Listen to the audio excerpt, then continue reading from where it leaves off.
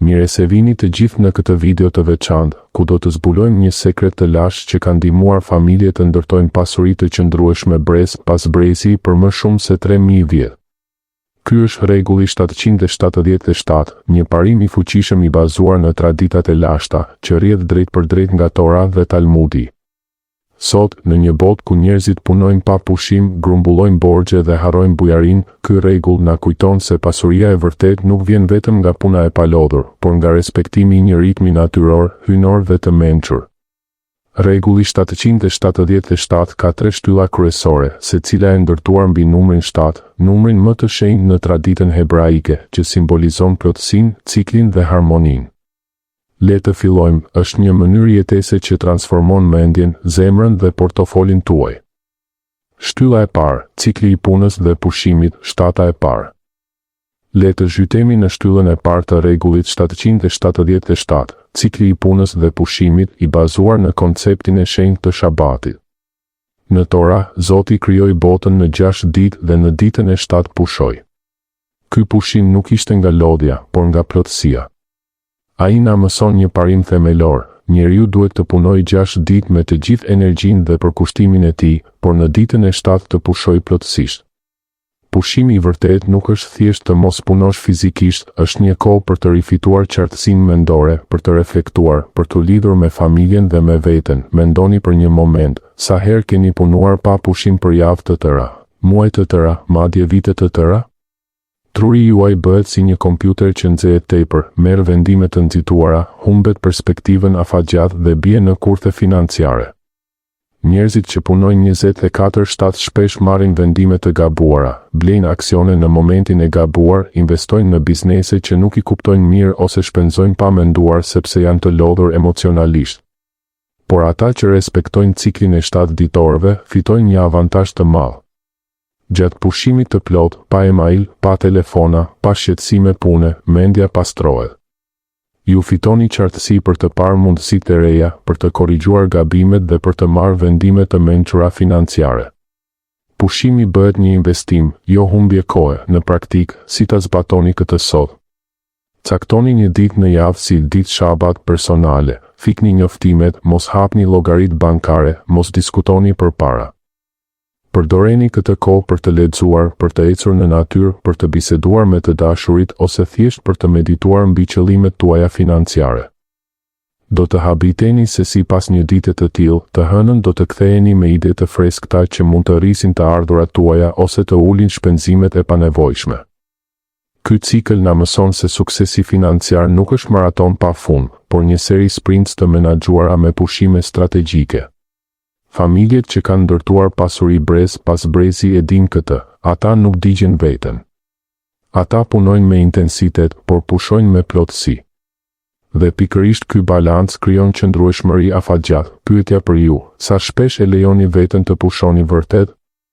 Nëse përgjigjja është rrallë, atëherë kjo shtyllë e parë e rregullit 777 mund të jetë çelësi që ju mungon për të dalë nga cikli i lodhjes dhe vendimeve të dobëta. Shtylla e dytë, cikli shmita, çlirimi dhe auditimi i plotë.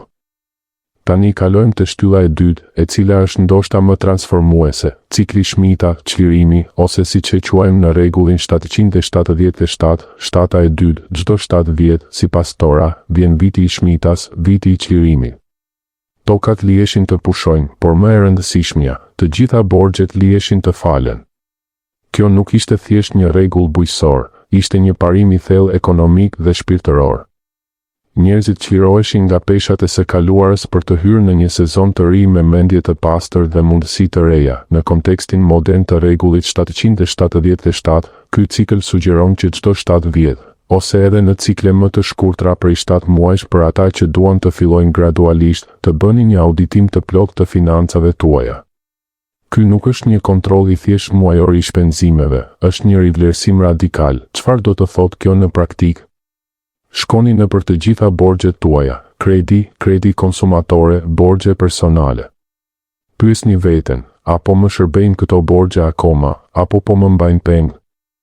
Lini pas investimet që nuk po japin rezultate, aksione që po bien vazhdimisht, biznese anësore që po humbasin kohë dhe para, abonime që nuk i përdorni më. Çlironi marrëdhëniet e biznesit toksike ose partneritetet që nuk funksionojnë më. Hiqni dorë nga zakonet e këqija financiare që ju kanë shoqëruar për vite. Ky proces çlirimi krijon hapësirë për gjëra të reja. Imagjinoni të hyni në vitin e 7 pa barën e borxheve të vjetra ose investimeve të dështuara. Ju ndiheni më të lehtë, më të lirë dhe më të gatshëm për mundësi të reja. Shumë njerëz që kanë zbatuar këtë parim raportojnë se pas një auditimi të tillë, të ardhurat e tyre rriten sepse energjia e tyre nuk shpenzohet më në gjëra që i mbajnë mbrapa. Pse funksionon kaq mirë? Sepse jeta financiare, ashtu si natyra, ka nevojë për cikle. Pa çlirim periodik, grumbullohen mbeturina, borxhe, keq investime, stres. Shmita na mëson se çlirimi nuk është humbje, është investim në një fillim të ri. Është besim se Zoti ose universi do të sigurojë mundësi të reja kur ne lirojmë të vjetrat. Për ta bërë këtë praktik, sugjeroj të caktoni një datë fikse çdo 7 vjet, për shembull, në ditëlindjen tuaj të 7 ose në fillim të një viti të ri. Uluni me një fletë letre ose spreadsheet dhe pyesni, çfarë duhet të çliroj sot për të hyrë në një sezon më të begat? Ky cikël është sekreti pse disa familje hebraike kanë ruajtur pasurinë për shekuj. Ato nuk grumbullojnë pafund. Ato pastrojnë rregullisht. Shtylla e tretë, dhënia, cedaka, që sjell dimensionin shpirtëror dhe të bollkut në të gjithë sistemin. Tradicionalisht, në traditën hebraike flitet për maaser, dhënien e 10 të ardhurave për bamirësi. Por në versionin e rregullit 777, theksi vihet të 7 si një numër i fuqishëm ciklik. E rëndësishmja nuk është sasia e saktë, por parimi. Kjo shumë jepet përpara se të paguhen qiraja, faturat, ushqimi ose ndonjë shpenzim tjetër. Pse përpara gjithçkaje tjetër? Sepse është një akt besimi të thellë në providencën hyjnore. Kur jepni të parën, po deklaroni se nuk jeni ju burimi i vetëm i të ardhurave tuaja, ka diçka më të madhe që kujdeset. Ky akt hap dyert e bollkut, sepse dhënia krijon një rrjedhë. Sa më shumë jepni me zemër të pastër, aq më shumë kthehet tek ju në forma të papritura. Cedaka nuk është thjesht bamirësi, është drejtësi. Fjala cedaka vjen nga tzedek, që do të thotë drejtësi. Ju po e balanconi botën duke ndihmuar të tjerët.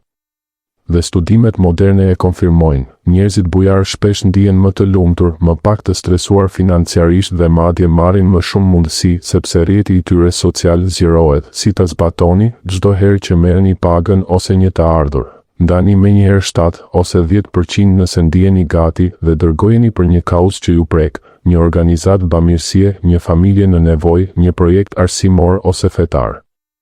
Mos prisni të jeni të pasur për të dhënë. Edhe nga pak, dhënia e rregullt ndryshon energjinë tuaj financiare. Mbani shënim se si ndiheni pas dhënies, do të vini re një ndjenjë lehtësimi dhe besimi që ju bën më të zgjuar në menaxhimin e pjesës tjetër të parave. Ky parim na mëson se pasuria e vërtet është ciklike, sa më shumë rrjedh tek të tjerët, aq më shumë rrjedh tek ne.